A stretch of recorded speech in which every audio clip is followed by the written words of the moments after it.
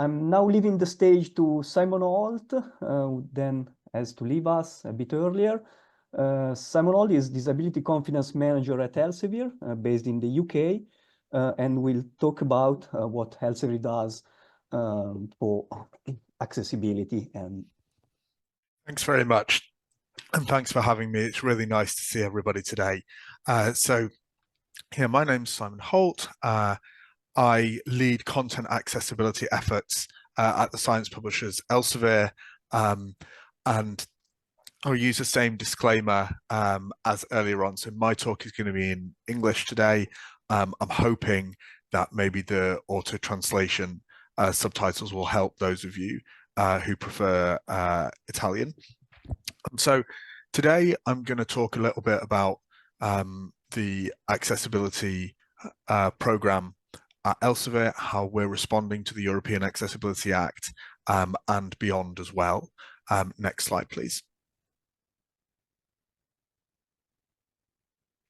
So I think the most important thing to think about is why we're doing this and who is it for. So as well as being a publishing professional, I'm also a visually impaired person myself. So this is really important for me personally as well as professionally. In fact, when we think about the amount of people with disabilities in the world, according to the United Nations, around 15% of the world's working age population, so those between age 16 and 64, have a disability. That's over 1 billion people worldwide. And indeed, I was speaking recently to George Kershaw, who is the person who invented the EPUB, and George said that he'd read somewhere that there are indeed more people with accessibility needs in the world today than there are left-handed people. So we're talking about a lot of people here. And so therefore, when we're thinking about why this is important, we need to consider that our job as publishers, and obviously I'm talking about this as a publisher here, is to curate, enrich, and disseminate information.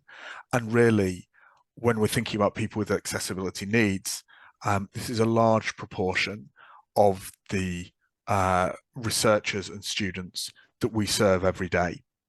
So this, I think often accessibility is seen as kind of a slightly niche other thing for a few people. Actually, no, this is huge. And actually, this will make life much better for a considerable number of people in the world. Next slide, please. So, you know, what is this legislation about? And basically, it's about making the lives of people with disabilities more independent, empowering people, and making sure that everybody has equitable and equal access to information, right? We believe that this is a human right. We also need to make sure that the products that we are producing and the services that we're providing, as Christina says, are fully accessible. And so everybody has the same opportunity to become educated, to get information and knowledge. Actually, knowledge shouldn't be a privilege. It should be something that everybody has access to. And what these laws are about are really making sure that the playing field is balanced up and made more fair. And I think sometimes when we think about accessibility legislation, there can be a slightly curmudgeonly view about this, saying, you know, this is compliance and this is something we have to do. And actually, no, this is about people. This is about empowering people. This is about making sure that everybody has access to knowledge, information, and education. I'm really proud to be part of that. And I hope that everybody on this call feels proud about that as well, because fundamentally, when we're in information and education and publishing and standards, that's what we're here for, making sure that everybody is able to have access to the information that they need. Next slide, please. And so similarly as publishers, you know, how does this play in to what we're doing? Well, you know, ultimately, what we care about is publishing accurate, complete and relevant information. We talk a lot in the publishing world, for example, about open access, but actually is something really open if somebody can't access it?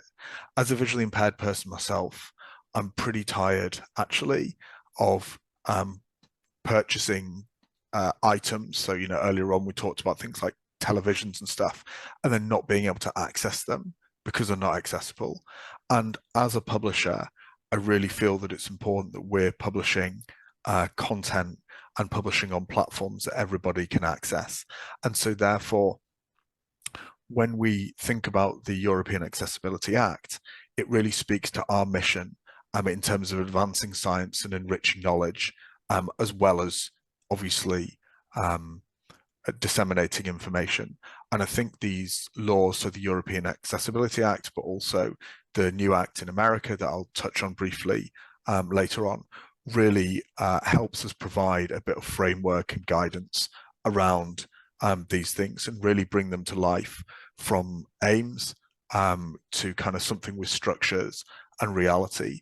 And one of the things that I really like about the laws is that because they're laws, everybody has to do them. So if you're a researcher or you're a student, hopefully it shouldn't matter which publisher or which organization you're accessing your content from. You know that you'll be guaranteed the same level of accessibility. I think that's really exciting personally. Next slide, please.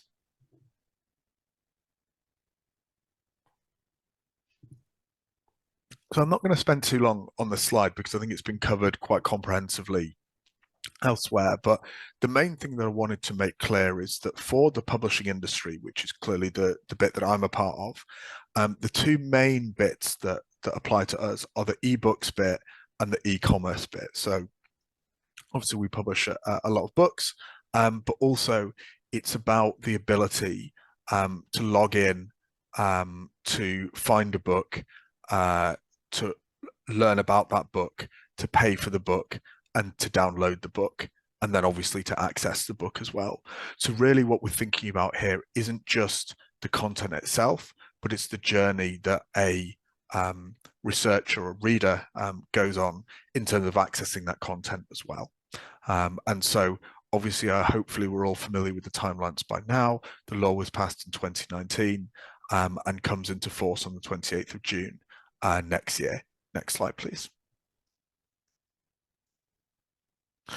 And so in terms of the requirements for ebooks, again, I feel this has probably been covered quite comprehensively elsewhere, but it's worth thinking about all the various touch points that a reader has with books. So we're talking about image descriptions, we're talking about audio and video transcripts and captions, we're talking about publishing in accessible formats as well. And all of these things are designed to ensure that however somebody accesses a book, they're able to do so in an equitable way. And I think this will be very helpful, not just for people with disabilities, but also because actually we all learn in different ways. And some people may prefer an audio version, other people may prefer to read with different colors and backgrounds and fonts and that kind of thing, right? And actually what this is about for me isn't just talking about a category of people, but more thinking about making our content more flexible so that people can learn in their own way, which, you know, is really what our publishing industry is all about. Next slide, please. And so similarly for the e-commerce services, hopefully this is just a bit of a reminder that really what this is about is the ability to independently access the e-commerce journey, right? So to log in, to find what you need, what you want to buy, to learn about it through metadata, to purchase it, to download it, and to read it. And for me, as a visually impaired person, the metadata bit is probably the most exciting bit of the European Accessibility Act, because that's the bit that will give you, that will tell you what accessibility features are present in a book and what are not. And therefore you're not going to run the risk of buying something and then not being able to access it. And for me, that's going to be quite revolutionary. So I think it's really great that the e-commerce bits and particularly the metadata elements are part of the European Accessibility Act requirements. Next slide, please. And so obviously I'm coming at this as a publisher point of view, and the publisher that I represent is a large publisher, right? We publish about 17% of the world's scientific content. Clearly, every publisher will have a slightly different challenge. So for some, it will be that they publish highly complex content. For others, it will be that they're quite a small publisher and they have resourcing challenges. For us, our challenge is that we publish a lot of content. Some of it's quite complex. We publish quite a lot of different types of content as well. So we publish many books, many journals, and as Christina said before, this is a journey for us. So we're starting off with books. We're going to be moving on to journals in the future. Next slide, please. So how are we looking at kind of accessing this? Obviously, it's quite a lot to get your head around. It's a big program of work. To give you an idea, we not only publish about 2,000 books a year, we have about 87,000 books in our backlist. And so therefore, it's quite important to have a programmatic approach. So you can see here, I've put in a couple of links about our approach to the European Accessibility Act. We have a statement around that you can read in quite a lot of detail, the approach we're taking, but also in terms of accessibility, we believe in putting people first. So we have an accessibility team that I'll talk a bit more about in a minute, but we engage with end users with accessibility needs on a really regular basis to make sure that what we're doing is the right thing, both at platform level and at content level, and to make sure that when problems do arise, because we're not going to get everything right all the time, though obviously we learn when mistakes do happen, to make sure that these get fixed, and that really when somebody has a challenge, they have a human being that they can talk to, who will help them and help us solve the problem, because often it's about a conversation and a dialogue to understand what the problem is, and obviously try and make sure that it gets fixed. Next slide, please. So we take a programmatic approach to the EAA, right? As I said, we have a lot of content, we have a lot of different types of products and services that we need to be able to fix. So we're thinking about everything from our research publishing to our textbooks that have quite a lot of ancillaries, flashcards, PowerPoints, that kind of thing, to our customer service offering, and obviously our e-commerce platforms as well. And so essentially, we have across the business, we have a central team with a program manager, and we have some SMEs supporting him. So I lead on the content side, and we have my colleague Ted Geese, who leads on the technology side. And then throughout each division, we have accessibility champions who lead the work in their department. We also have project managers and business analysts, delivery managers, who are making sure that the work actually happens on time, on schedule. We feel this is the only way to go about it, because otherwise what's going to happen is, because we're such a big organization, things are going to get lost in the weeds, and we're going to suddenly find that we're not compliant in some way, or we're not doing what we need to do. And so therefore, what we've done is taken this central approach where we're setting requirements and prioritizing actions and deciding on the strategy, and then decentralizing the actual work to the departments, because obviously the people who work on each of the products are the people who mainly are the experts about exactly how it's going to work for their product and their users and readers and customers. I think the most important thing to say here, that we have strong support from senior leadership. That's really important, not only in terms of strategy, but honestly, in terms of getting those checks signed, and in terms of making sure that we have the resources to do the job, and actually explaining to the senior leadership how what we're doing isn't just a compliance thing, but really helps us reach more people and achieve our goals in terms of disseminating content, really has proved very helpful, because it means that it's changed the narrative from a do we have to how can we, and how can it help us to achieve our kind of commercial goals and research goals, etc., and engagement goals. Next slide, please. And so I thought this would be a good slide to share here, just because it kind of highlights the main things that we're focusing on, as I said, with this programmatic approach across the organization. The stuff that I'm working on really is in the right-hand column. As I mentioned, it's about image descriptions and video accessibility and formats and metadata and that kind of thing. As you can see here, I think we have currently 86 people across the organization for whom accessibility is featuring prominently in their job. So clearly, this is a big undertaking for all of us. Next slide, please. And so I thought it might be helpful here just to give you an idea of what good looks like, right? So by next June, our go forward publications, so our front list in terms of books, will certainly be accessible. We're kind of more than there. We will definitely be on time for that.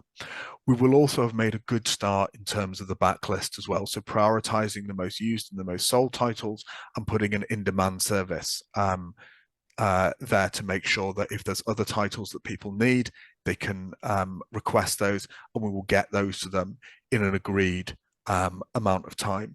This seems to be best practice across the industry at the moment. And then obviously moving forward, we're then going to be addressing other types of content. So chiefly thinking about our journals program, which obviously for a publisher like us is a significant amount of content. Next slide, please. So I wanted just to give a sense of what a roadmap could look like, right? And to give this idea that Christina was talking about, that we're talking about here, this isn't a one and done situation, right?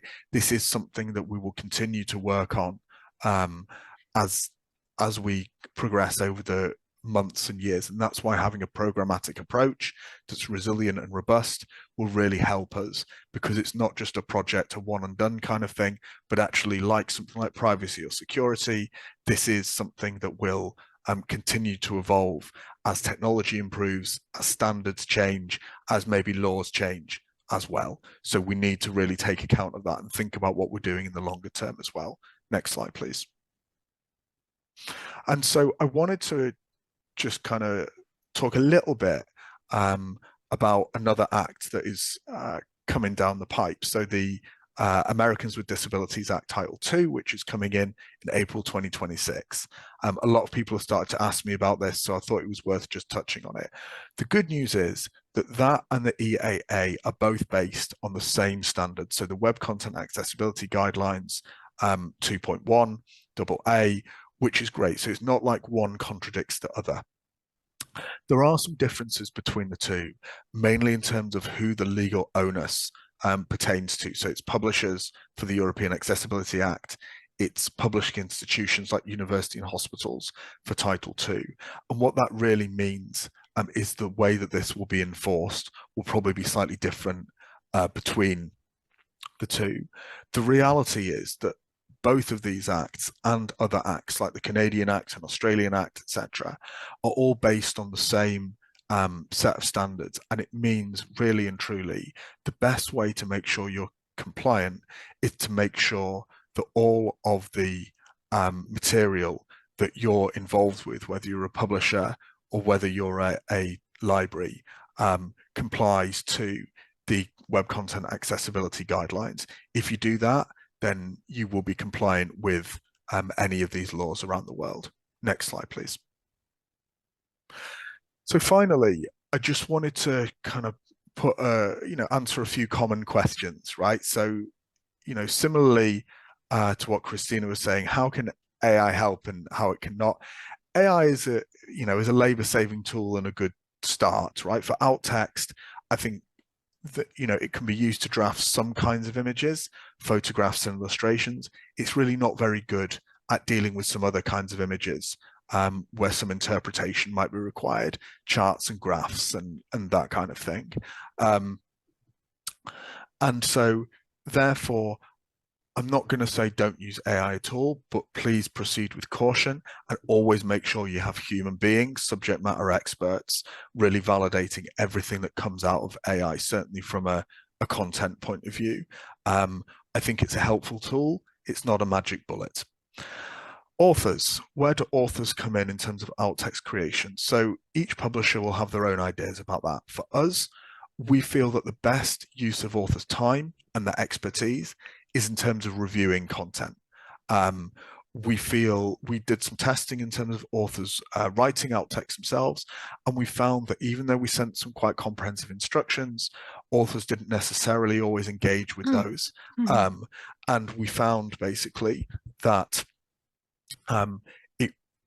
what we ended up with was often quite unusable, and maybe similar more to an image caption than an alt text description. So we actually are finding that it's much more efficient to generate the alt text ourselves using a mixture of AI and SMEs, subject matter experts, and then have authors review this at proof stage. And then finally, in terms of the backlist, as I mentioned before, this is going to be a multi-stage process, right? We're clearly not going to be able to remediate 87,000 titles at once. So what we're doing is we're starting off with the most recent titles and the most used titles, and then we're going to have a multi-phased approach. Eventually, our hope is that everything gets remediated, but in the meantime, we're going to set up an accessible format request service to make sure that when people need a title, they're able to get it from us. That's it from me. I hope that was really helpful. Thanks very much.